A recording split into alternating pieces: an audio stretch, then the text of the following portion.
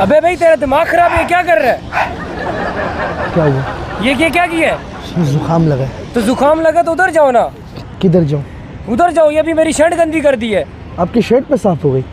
अरे दिमाग ठीक है यार, अभी मैंने यहाँ से आगे काम जाना है। मैंने चीख मारते हुए आंखें बंद हो जाती है, मुझे एहसास नहीं आंखें हुआ। बंद होती है, दिमाग तो नहीं बंद होता। मेरे को एहसास नहीं हो मेरे साइड में आप हो। तो एहसास बंदा जब हाथ लगा रहा है, बंदे को समझ आ जाती है बंदा क्या कर रहा है। यार माजरत यार, जुकाम बहुत जोर का।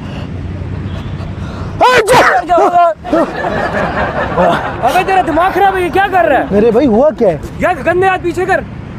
यार देखो मेरी बात सुन लो, छींक आई है, तो जुकाम छींक आई है तो उधर जाओ ना। यार जुकाम तुमको नहीं लग सकता। वॉशरूम में जाओ। तुमको जुकाम नहीं लग सकता। वॉशरूम में एक बंदे को जुकाम है, तुम उसके साथ बदमाशी कर रहे हो। उधर पीछे वॉशरूम भाई धक्के क्यों दे रहे हो यार?